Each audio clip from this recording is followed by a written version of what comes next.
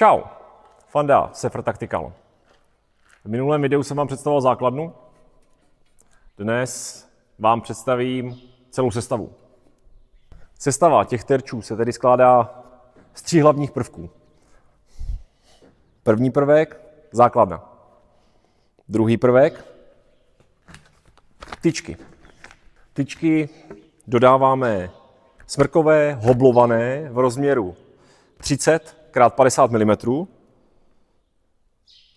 v délce 1,80 m. Nebo potom druhou variantu, zase 30 x 50 mm v délce 1 metr. Samozřejmě tím, že je to dřevo, dílky si můžete upravit, jak budete potřebovat. Po případě je i varianta ta, že si použijete jiné tyčky, například střešní lať 30 x 50.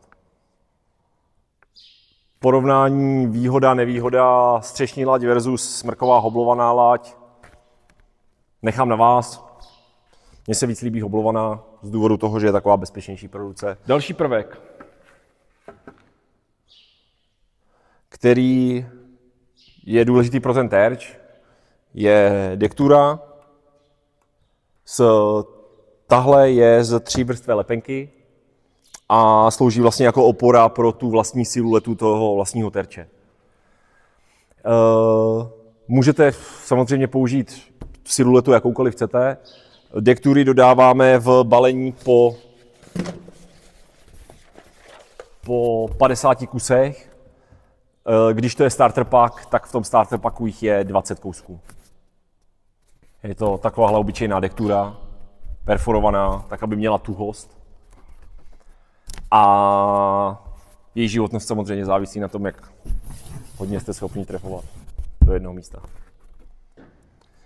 Dektura se na ty tyčky přidělává sponkovačkou, připevňuji sponkovačkou s 14 mm sponkama. Máme na to instruktážní montážní video, ve kterém je to pěkně vidět. A siluetu následně ten vlastní terč, který má samozřejmě různé rozměry. Tady vidíte mezinárodní pistolový, který je trochu větší, tenhle je trošku menší, je to různý. Tak buď to zase přistřelím sponkovačkou, a nebo nalepím páskou, lepítkem, jakkoliv. Tak jo, mějte se, ať se daří. Čau, čau, u dalšího videa.